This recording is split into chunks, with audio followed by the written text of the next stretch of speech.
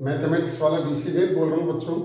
आज आपके लिए जो है 10th क्लास 10th का सब्जेक्ट मैथमेटिक्स है, चैप्टर नंबर 7 कोऑर्डिनेट ज्योमेट्री। ठीक है, पार्ट फर्स्ट अपने लिया, आज पार्ट सेकंड ले रहे हैं। जैसा कि मैंने आपको पहले भी बताया था कि बहुत सालों बाद मैं आपको वापस बता रहा हूँ, क्योंकि पहले भी मैंने इंडिया के अंदर, राजस्थान के अंदर टॉप रैंक लेके आए बच्चों की, first rank, second rank, third rank. इसीलिए अब वापस अगेन रिपीट कर रहा हूँ। तो क्लास 10th का chapter number 7 part second coordinate geometry. मैंने आपको बताया कोऑर्डिनेट ज्योमेट्री क्या होती है, एक्स एक्स क्या होता है, वाई एक्स एक्स क्या होता है, ओरिजिन पॉइंट क्या होता है, और first quadrant, second quadrant, third quadrant, इन सभी के बारे में अपने देखा। तो आज अपन एक्स्ट्रा आगे की न्यू बात ले रहे हैं अपन। तो देखिए डिस्टेंस फॉर्मूला, आज का टॉपिक क्या है, कोऑर्डिनेट ज्योमेट्री में डिस्टेंस फॉर्मूला। डिस्टेंस का मतलब दूरी सूत्र, दूरी सूत्र। तो बच्चों अपनी कॉपी को निकालिए, उस कॉपी में नोट करिए। जो हिंदी मीडियम का वो हिंदी मीडियम में नोट करेंगे, जो इंग्लिश मीडियम का इंग्लिश मीडियम में नोट करेगा। क्या है अपने पास डिस्टेंस फॉर्मूला, दूरी सूत्र। ठीक है, डिस्टेंस का मतलब दूरी ज्ञात करना। अभी तक तो अपन क्या करते थे, स्केल से नाप के डिस्टेंस निकालते थे। अब स्केल का कोई यूज नहीं करेंगे अपन, बिना स्केल के ही अपन डिस्टेंस निकालेंगे। तो आज का topic distance formula. Let 2 point, माना 2 बिंदु P और Q है, P और Q, इसके बीच की डिस्टेंस अर्थात दूरी क्या है, ये अपन फाइंड आउट करना चाहते हैं, ज्ञात करना चाहते हैं। ये 2 पॉइंट x1 y1 और x2 y2 है। तो इसकी डिस्टेंस देखो, डिस्टेंस क्या है, दूरी क्या है। जैसे ये पेन है, ये दोनों पॉइंट अपने को पता है। अब आपको स्केल की जरूरत नहीं है, अपन इस फॉर्मूले का यूज करेंगे। कैसे करेंगे, x2 माइनस x1 का whole square plus y2 minus y1 का होल स्क्वायर। देखो बच्चों, दूरी ज्ञात करने का सूत्र है, डिस्टेंस फाइंड आउट करने का फॉर्मूला है रूट x2 माइनस x1 का whole square plus y2 minus y1 का होल स्क्वायर। कहीं बच्चे इसको रटते हैं, रटने की जरूरत नहीं है, समझने वाली बात है। क्या है, x1 माइनस x2, अपन ऐसा भी लिख सकते हैं x1 माइनस x2 का whole square plus y1 minus y2 का होल स्क्वायर। यह है 2 पॉइंटों के बीच की डिस्टेंस ज्ञात करना। अब देखो एग्जांपल लेते हैं, फाइंड डिस्टेंस, दूरी ज्ञात करो। कैसे ज्ञात करते हैं, 2 पॉइंट आपके पास P और Q है। डिस्टेंस फॉर्मूला ये लिखा हुआ है, आपकी मर्जी, कोई सा भी यूज कर सकते हैं, कोई मार्क्स आपका नहीं कटेगा, कोई नंबर नहीं कटेगा आपका। तो ध्यान रखिए 2 पॉइंट है, डिस्टेंस दूरी बराबर 3 माइनस 1 का होल स्क्वायर, चाहे 1 माइनस 3 लिखो, चाहे 3 माइनस 1 लिखो, 3 माइनस 1 का होल स्क्वायर प्लस 5 माइनस 6 का होल स्क्वायर। 3 में से गए 2, 2 का स्क्वायर, 5 में से गए माइनस 1, माइनस 1 का स्क्वायर 1 होता है। तो इस तरह से 2 का स्क्वायर 4, माइनस 1 स्क्वायर 1, तो 4 और 1 5, तो रूट 5 हो गया। अगर आप स्केल से नापेंगे, दोनों पॉइंटों को शो करके दिखाकर अगर दूरी ज्ञात करेंगे स्केल से, तो भी वही आंसर आएगा, रूट 5। रूट 5 इसकी डिस्टेंस होगी इन दोनों पॉइंटों की। ठीक है, दूरी होगी। दूसरा क्वेश्चन नंबर 2 देखिए। देखो क्या है बच्चों, पॉइंट P माइनस 5 और 7, पॉइंट Q माइनस 1 और 3, इसकी डिस्टेंस ज्ञात करना चाहते हैं, दूरी ज्ञात करना चाहते हैं। तो PQ बराबर, अर्थात दूरी बराबर क्या, -5 प्लस का 1, क्यों ये माइनस है तो माइनस माइनस क्या हुआ, प्लस का 1, 7 माइनस 3 का whole square, -5 minus 4 whole square, 7 में 3 गए 1, 4, 4 का स्क्वायर 16, 16 16 32, रूट 32 आ गया। रूट 32 को अनुश्री क्या लिख सकते हैं, अनुश्री क्या लिख सकते हैं इसमें, क्या, अच्छा रूट 32, 16 इंटू 2 बराबर 4 रूट 2। तो इसकी डिस्टेंस कितनी आ गई, 16 रूट 2।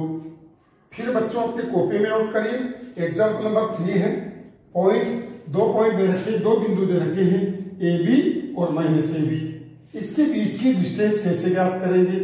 क्या, PQ बराबर A माइनस A है तो A प्लस A का होल स्क्वायर, B माइनस, ये माइनस है तो माइनस प्लस B का होल स्क्वायर। तो A कितना हो गया, कितना हो गया 2A, अच्छा 2A का होल स्क्वायर, B कितना हुआ 2B का होल स्क्वायर, तो 2B का होल स्क्वायर कितना हुआ 4B square, 4A square, 4 common आएगा तो 4 का रूट कितना हुआ 2, √a² + b²। तो बच्चों यहाँ पर कई बच्चे क्या कर देते हैं, 2a² का a और b² का b, ये गलत होगा, ऐसा कभी नहीं कर सकते। क्यों नहीं कर सकते? क्योंकि बीच में प्लस का साइन है। अगर इन 2 होता तो आप इसको 2ab लिख सकते थे।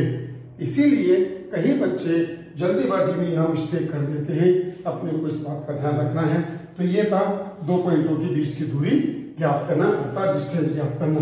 एक और एग्जांपल ले बच्चों, अनुश्री, फिर ध्यान देना, अपने आप की आत्माओं को कंट्रोल करना, ध्यान देना। कैसे?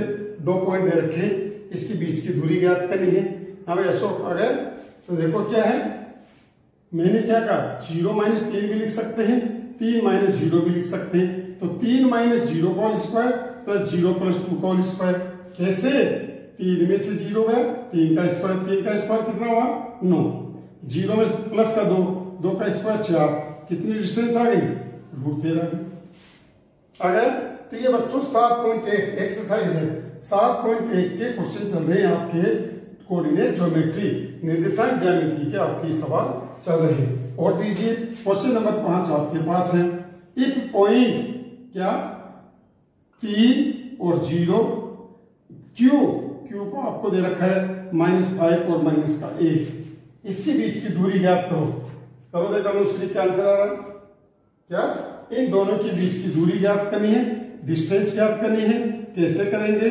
3, अब देखो चाहो तो इसको ऐसा लिख सकते हो, 3 + 5 का होल स्क्वायर, 0 + 1 का होल स्क्वायर, कितना आ गया, 5 से 3 8, 8 का स्क्वायर 64 और 1 का स्क्वायर 1, √65। ये आपके पास आंसर आ गया। इस तरह से ये आपके पास क्वेश्चन था। तो ये था 2 बिंदुओं के बीच की डिस्टेंस ज्ञात करना। और देखिए एक और एग्जांपल नंबर 6 है, पॉइंट आपको दे रखा है 1/2, 1/3, क्यू पॉइंट आपको दे रखा है 3/2 और 5/3 आपको दे रखा है। बताओ इसके बीच की डिस्टेंस कितनी होगी? तो बच्चों पॉइंटों में भी आ सकता है, नेगेटिव में भी आ सकता है, अपोन में भी आ सकता है, किसी भी टाइप में आपको दे सकता है। इसके बीच की डिस्टेंस अपने को ज्ञात करनी है। तो कैसे करेंगे? PQ √ इसमें से इसको घटाओ चाहे इसमें से इसको घटाओ, 3/2 - 1/2 का होल स्क्वायर प्लस 5/3 - 1/3 का होल स्क्वायर। क्या आ गया यहाँ पर? 3 में से गए तो 2, क्यों, दोनों का एलसीएम कितना है बच्चों, दोनों का एलसीएम 2, 3 - 1 का होल स्क्वायर, यहाँ पर भी 3 एलसीएम आया, 5 - 1 का होल स्क्वायर आ गया। तो देखो क्या आ गया, 3 में से 1 2, 2 से 2 कैंसिल होगा, 1 बचा, 1 का स्क्वायर 1, 5 में से गए तो 2, 2 का मतलब है 2/3, तो 2 का स्क्वायर 4, 4/9। कैसे? 5 में से गए 4 बचे, 4 आ गए, तो 4 का स्क्वायर 16 आएगा बच्चों यहाँ पर, 16/9। अब आप इसका एलसीएम लीजिए, 16 9 25/9, क्या आंसर आ गया, 5/3। तो इस तरह से ये आ गया इन दोनों पॉइंटों के बीच की दूरी ज्ञात करना। तो इस तरह से बच्चों जब भी 2 पॉइंट आपको दे रखे किसी भी टाइप में हो, अपन उसके बीच की डिस्टेंस अर्थात बीच की दूरी भी ज्ञात कर सकते हैं। इसमें से कोई सा भी फॉर्मूला लगा सकते हैं। कहीं बच्चे रटते हैं, रटने की अपने को जरूरत नहीं है। बच्चे समझिए, चाहे x1 - x2 करो चाहे x2 - x1 करो, दोनों को कैसे भी कर सकते हैं, उल्टा और सीधा कैसे भी घटा सकते हैं। x2 - x1, y1 - y2 करके भी आप करें तो भी आंसर में कभी मिस्टेक नहीं आएगी डिस्टेंस फॉर्मूले के अंदर। तो इस तरह से 2 पॉइंटों के बीच की दूरी अपन ने फाइंड आउट की। अब ले रहे हैं अपन दूरी सूत्र का उपयोग, यूज डिस्टेंस फॉर्मूला। तो देखिए अगला टॉपिक है आपका यूज डिस्टेंस फॉर्मूला। कैसे अपन डिस्टेंस फॉर्मूले का यूज करेंगे? अब देखिए आप, यूज डिस्टेंस फॉर्मूला क्या नोट किया आपने, क्या किया, use distance formula, use distance formula, distance formula. अब देखो कैसे करेंगे अपन यूज डिस्टेंस फॉर्मूले का, कैसे कैसे कर सकते हैं। पहला पॉइंट आप देखिए, देखो अगर आपको 3 पॉइंट दे दिए, ए दे दिया, बी दे दिया, सी दे दिया। अब आप क्या करेंगे, दूरी सूत्र से डिस्टेंस निकालेंगे, ए बी निकाला, बी सी निकाला और AC निकाला। इनमें अगर क्या कहा, दो की डिस्टेंस का सम AB प्लस BC बराबर AC आ गया, इसको नहीं बोल रहा हूं, AB प्लस BC से 2 और 3 और टोटल की दूरी 5 आ गई। तो कहने का मतलब है then point are collinear, point are collinear, collinear. तो देखो बच्चों क्या कहा मैंने, अगर दोनों के बीच की दूरी का सम टोटल के डिस्टेंस के बराबर आता है तो ये पॉइंट कोलिनियर होगा, एक ही रेखा में होगा, शायद एक ही होगा। तो 3 पॉइंट के कोलिनियर होने की कंडीशन क्या है, दो की डिस्टेंस का सम तीसरी के अर्थात बड़ी डिस्टेंस के बराबर होना चाहिए। अगर ऐसा होगा तो वो पॉइंट कोलिनियर होगा। 12th में भी ऐसे सवाल है, ऑल इंडिया का जो भी कंपटीशन है, जिसमें भी कंपटीशन के अंदर कोऑर्डिनेट आती है, इस फॉर्मूले का यूज जरूर होता है। तो यह है कोलिनियर। नंबर दूसरा आपके पास है ट्राइंगल है ना। ट्राइंगल के अंदर देखिए बच्चों, आपको 3 पॉइंट दे रखे, ये पॉइंट आपको दे रखा है, ये पॉइंट आपको दे रखा है, ये पॉइंट आपको दे रखा है। तो अपने को डिस्टेंस फॉर्मूले का यूज करना है। आपने क्या किया, पहला पॉइंट इसके अंदर आया AB बराबर BC बराबर CA। तो बच्चों अगर तीनों डिस्टेंस इक्वल आ गई, ऐसे कंडीशन में ऐसे ट्राइंगल को अपन क्या कहते हैं, क्या कहते हैं ऐसे ट्राइंगल को अपन क्या कहेंगे, इसके ऐसे ट्राइंगल को अपन कहेंगे आइसोलेटेड ट्राइंगल। तो देखो बच्चों, देन ट्राइंगल इज कॉल्ड तीनों साइड इक्वल है ना, इक्वलेटर ट्राइंगल। कौन सा ट्राइंगल कहेंगे, इक्वलेटर ट्राइंगल, इक्वलेटर ट्राइंगल ये कहेंगे बच्चों। इक्वलेटर का मतलब समझते हो, समबाहु त्रिभुज। अगर त्रिभुज की तीनों भुजाएं इक्वल है, ट्राइंगल की तीनों साइड इक्वल है, AB बराबर BC बराबर CA है, तो ऐसे ट्राइंगल को अपन इक्वलेटर का मतलब है समबाहु त्रिभुज, सम माने समान, जिसकी तीनों साइड इक्वल हो, ऐसे इक्वल को इक्वलेटर ट्राइंगल या समबाहु त्रिभुज कहते हैं। नेक्स्ट, अगर इसके अंदर any two side equal, if AB बराबर BC या BC बराबर CA या CA बराबर AB है, कोई भी दो साइड इक्वल हो गई, ऐसे ट्राइंगल को अपन क्या कहते हैं, isosceles triangle. Then triangle is called क्या कहेंगे, isosceles triangle, isosceles triangle, isosceles triangle. समद्विभाव त्रिभुज, ऐसे ट्राइंगल को, ऐसे त्रिभुज को समद्विभाव त्रिभुज अर्थात आइसोसेलेस ट्राइंगल, जिसमें कोई भी दो साइड इक्वल है। अगर इस ट्राइंगल में कोई भी दो साइड इक्वल है, ऐसे ट्राइंगल को अपन आइसोसेलेस ट्राइंगल कहते हैं, अर्थात समद्विभाव त्रिभुज कहते हैं। नंबर थर्ड है इफ AB का होल स्क्वायर बराबर BC का होल स्क्वायर प्लस CA का होल स्क्वायर। अगर दो साइड का स्क्वायर का सम तीसरी साइड के स्क्वायर के बराबर आता है, यहाँ ऐसा भी आ सकता है BC का होल स्क्वायर बराबर AB का होल स्क्वायर प्लस AC का होल स्क्वायर, ऐसा भी आ सकता है, और AC का होल स्क्वायर बराबर AB का होल स्क्वायर बराबर प्लस BC का होल स्क्वायर। अगर ऐसा आता है, ऐसे केस में सभी को अपन राइट एंगल ट्राइंगल कहते हैं, राइट एंगल ट्राइंगल, समकोण त्रिभुज। अगर दो साइडों का स्क्वायर का सम तीसरी साइड की, जिसको अपन कहते हैं पाइथागोरस थ्योरम, कौन सी थ्योरम बोलते हैं इसको, पाइथागोरस थ्योरम है। अगर आप स्क्वायर करके ऐड करते हैं इसे, तो ऐसे ट्राइंगल को राइट एंगल ट्राइंगल अर्थात समकोण त्रिभुज, ये वाला, ये देखो ये ट्राइंगल आपके पास, जिसमें 90 डिग्री का होगा। अगर इसमें जैसे मान लो A, B और C है, अब साथ साथ मान लो सपोज करो ये दे दिया आपके पास, इसके साथ साथ अगर ऐसा है AB बराबर BC, तो देखो बच्चों समकोण त्रिभुज तो ही है, राइट एंगल ट्राइंगल तो ही है, लेकिन साथ साथ अगर ऐसा है तो उसको कहते हैं right angle triangle and isolated triangle, समद्विभाव त्रिभुज एंड समकोण त्रिभुज कहते हैं।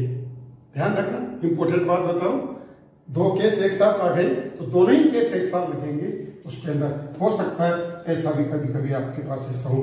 नंबर 4, अगर ट्राइंगल की तीनों साइड इक्वल नहीं है, AB बराबर BC नॉट CA, अगर ऐसा है, ऐसे ट्राइंगल को अपन क्या कहते हैं, then is called then is called scalar triangle.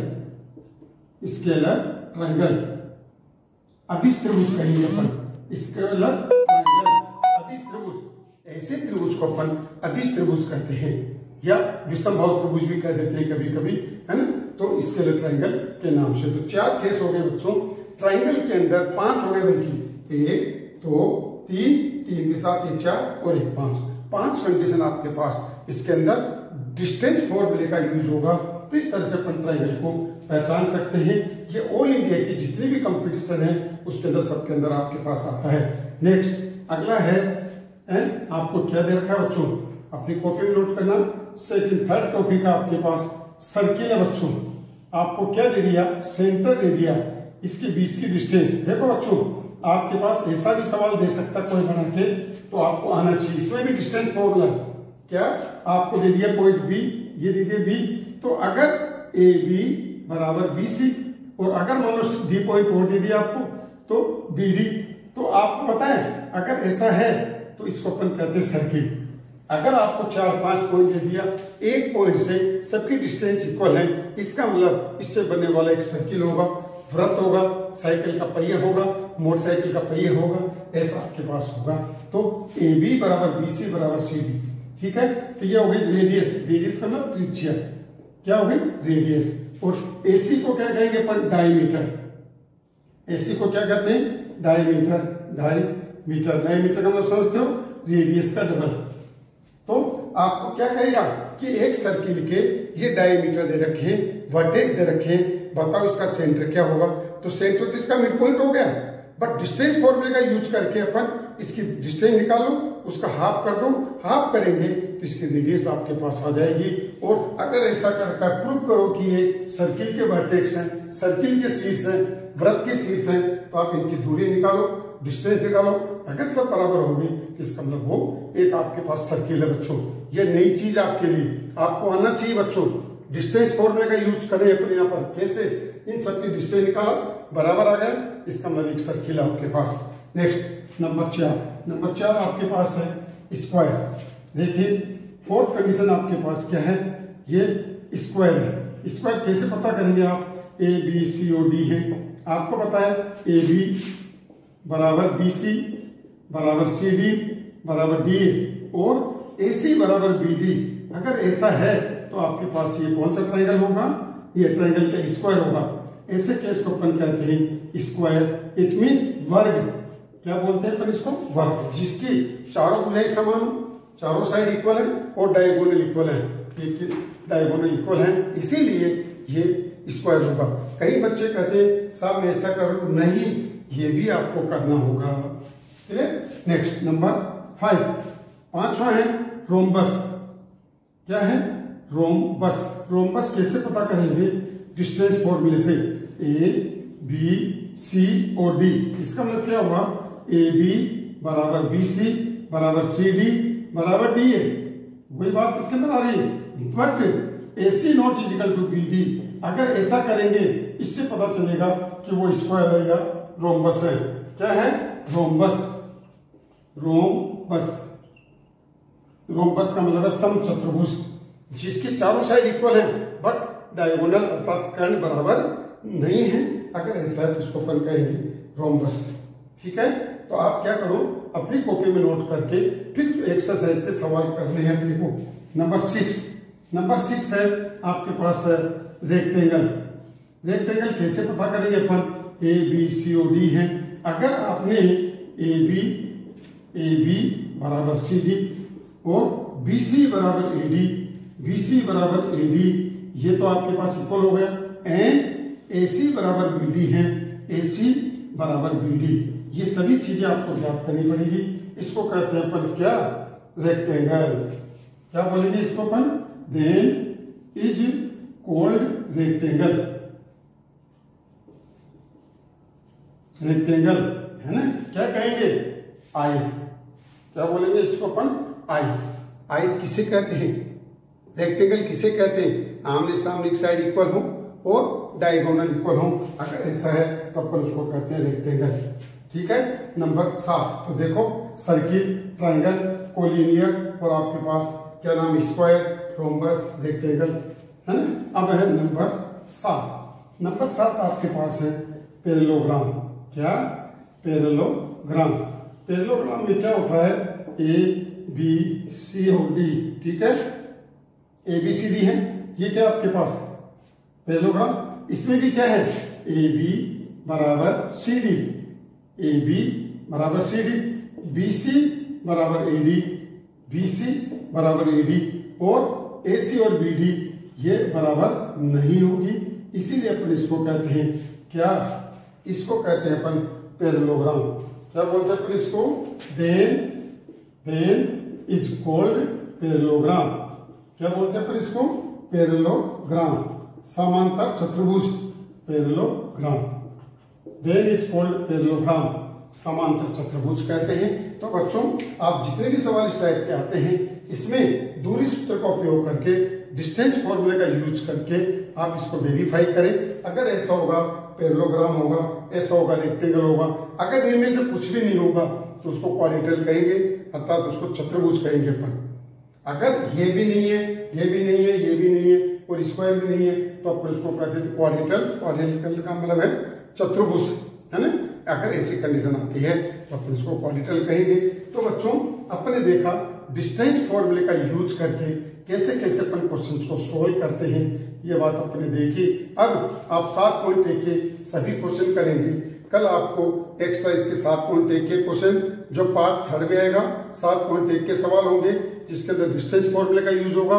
इसमें और भी कई टाइप के सवाल बनते हैं, जैसे आपको कह दिया कि इसकी डिस्टेंस 10 है, इसमें पॉइंट आपको अननोन दे दिया, तो दूरी सूत्र का उपयोग करके आप x की वैल्यू निकाल सकते हैं। कई टाइप के सवाल बनते हैं, तो आपको डिस्टेंस फॉर्मूला क्लियर होना चाहिए। 100% एक सवाल आपके बोर्ड में आगे आने वाले कंपटीशन में 100% आता है। तो आप इन थ्योरी को पहले पढ़ें और 7.1 के सवाल करें। कल आप 7.1 के कमेंट्स बॉक्स में डालें और कोई भी प्रॉब्लम में कोई सवाल तो आप डालिएगा, आपको हर सवाल का जवाब दिया जाएगा। कुछ बच्चों ने कहा सर कुछ वर्ड्स हिंदी में बोलो, तो मैंने साथ साथ इंग्लिश के साथ साथ हिंदी भी बोल रहा हूँ ताकि आपकी लाइफ चेंज हो। ये वो चीजें हैं जो आपकी लाइफ को चेंज करेंगे, इसलिए आप इनको पढ़िए, आपको कहीं भटकने की जरूरत नहीं पड़ेगी। इतने टाइम दीजिए, आप इनको पढ़िए और सवाल करिएगा।